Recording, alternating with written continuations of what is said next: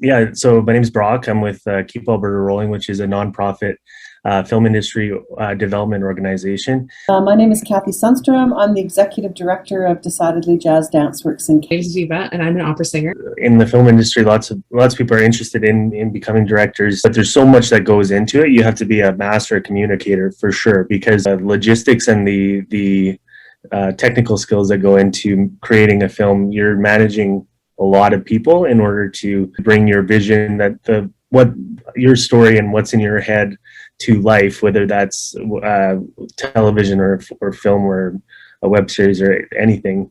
So you have to understand cameras, you have to understand lighting, you have to understand production design, you have to understand props, hair, makeup, wardrobe, how they all are different. Obviously, things to prepare. Obviously, when you're at a student level, start making films, start reading about films, start reading about the craft of it, and about those different technical skills. You know, certainly the actual directing part where you're talking to actors and trying to get a performance out or a story out. Certainly, editing skills, how to tell a story.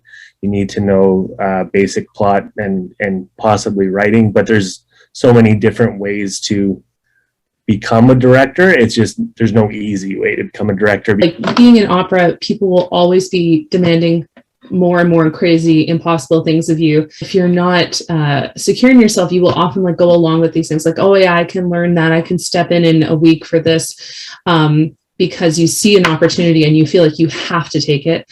And so I think being able to be secure in yourself, to turn something down because you know it will make your life more difficult. And I think it's okay sometimes, even though you're like doing what you love. And this is what like people say, oh, you're so lucky to do what you love. It's okay sometimes that you treat it as just a job and that's how you get through maybe a more difficult thing. You can leave it at the office and then not bring all of that stress home with you at the end of the night rehearsal. You can just say, look, I'm just not going to be giving all of myself emotionally and physically and mentally into this for this 3 weeks. And then when I'm done and I'm in a more comfortable place with people that I work better with or whatever, then I can really give that. But sometimes it is just a job, and that's okay too.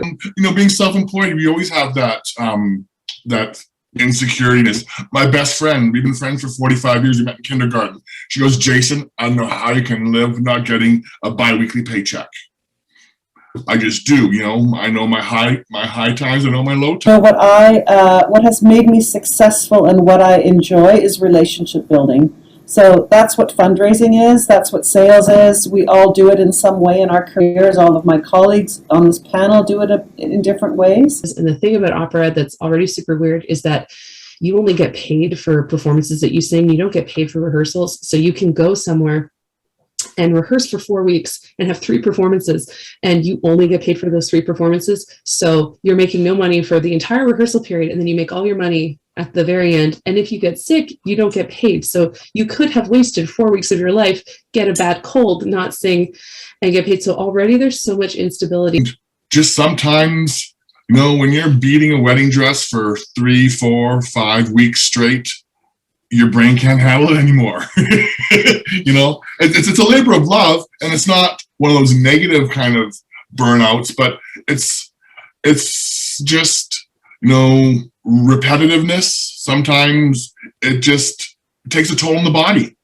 And that's the one thing I love about my job is it's constant change. It can be pattern drafting all day one day, sewing all day next day, doing handwork the next day, you know, fabric shopping the next. And it's like, there you go, there's 5 days there and you're having the same thing in 1 week.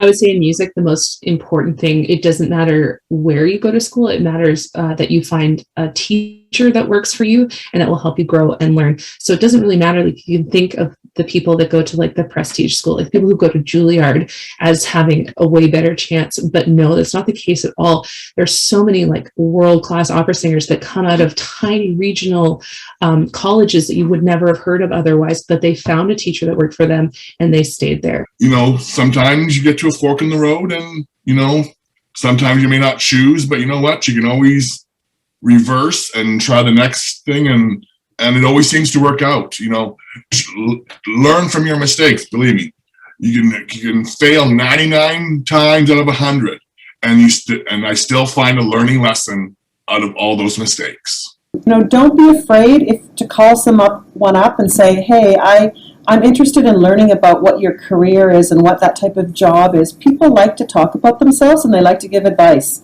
So don't be afraid of calling someone up or asking somebody if they know somebody and setting up information interviews. They're very helpful to just get some ideas of what jobs may be available. And never, ever, ever, ever go to a job interview without being prepared with some questions. What drives me insane is when I ask someone, do you have any questions? And they're like, no, I don't have any questions. So be prepared when you're in an interview, because that's how you present and put your best foot forward.